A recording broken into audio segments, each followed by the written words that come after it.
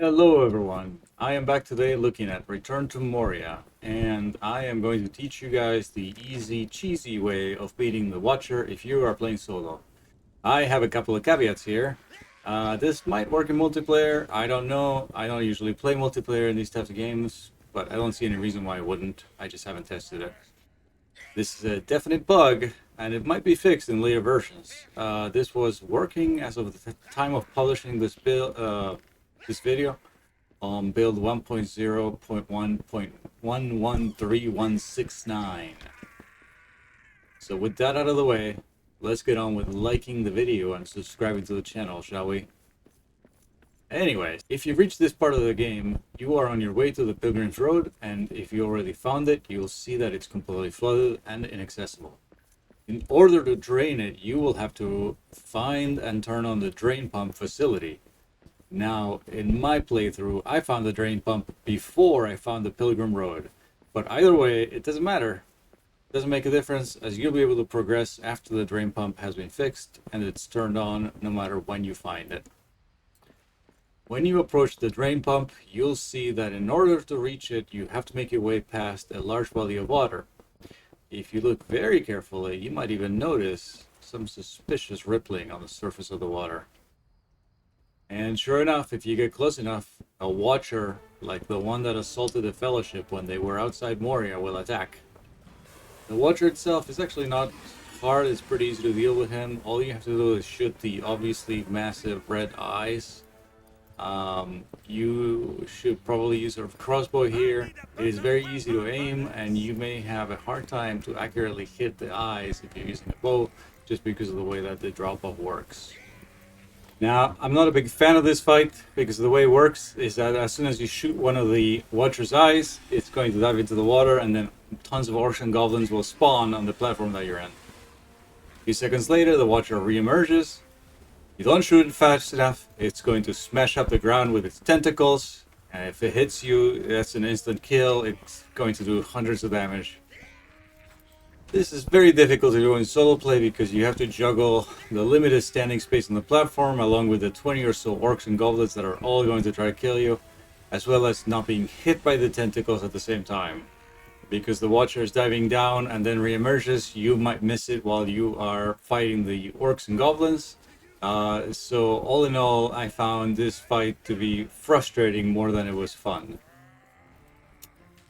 I think it's completely doable as a solo player, but it may be frustrating if you don't get it in the first few tries. So there's a first workaround that I would recommend using, and that's to get through this part in multiplayer.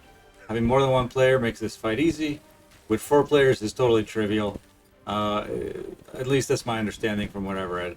This is yet another reason that I'm not a big fan of this fight. It's just not tuned correctly for different player counts. It shouldn't be that the 4-player version is completely trivial and the 1-player version is completely impossible. That's just not right. Luckily for you solo players, I found a solution.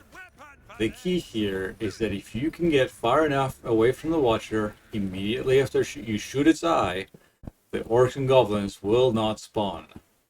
I found that the easiest way to do this is to build a set of piers to reach the middle structure. Then jump down onto the platform to trigger the Watcher. Once you see the bubbles, I would then turn around, get back on the pier, and stand on the edge there. Now aim for the eyes, shoot, and then run back to the shore. The Watcher will plunge back into the water and you will see that no goblins or orcs have spawned. Make your way back to the platform and rinse and repeat until the Watcher is dealt with.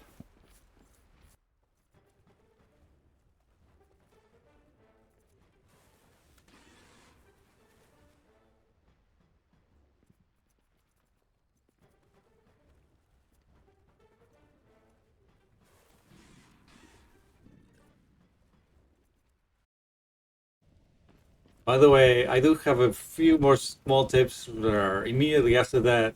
I thought about making a separate video for this, and I might still later, but I'm just going to include it here because it makes total sense to do it. Right after you build the Watcher, you're going to keep building your piers until you get all the way to the other side, and you will find that the drain pump is broken, and you need to build some replacement parts to fix it. I'm not sure if this is the same for everyone or if it varies per seed, but in my case, I needed 1 cog and 3 pipes. I found the cog and the pipe on the site. The other 2 pipes I had to craft. Here's where my recommendation comes into play. I recommend that you build a temporary forge right here at the drain pump. The reason I do that is because retrieving the 2 pieces that you need back to the forge is going to take a long time if you carry them manually, because the pieces are heavy and you will move very, very slowly when you're carrying them, and you cannot jump. And 2 of the times that I did this on my character, the piece glitched out and disappeared. So I actually ended up having to make 4 of these new pipe sections, and it took way longer than it should have. So just do what I did second. Build a forge. What you're going to need is you're going to need a hearth, and you're going to need the forge. And then you're also going to need the material to build the 2 pipes. So what you need to have on your inventory is 18 stone, 15 coal, 20 wood scraps, 15 iron ingots. If you need to build something other than 2 pipes, your mileage will vary, obviously, here. But it won't be very different. Like like the other 2 pieces all take less ingots to build than the pipes. I hope this video has been helpful, and I will see you guys on the next one. Thank you for watching. Don't forget to give me a like and subscribe to the channel.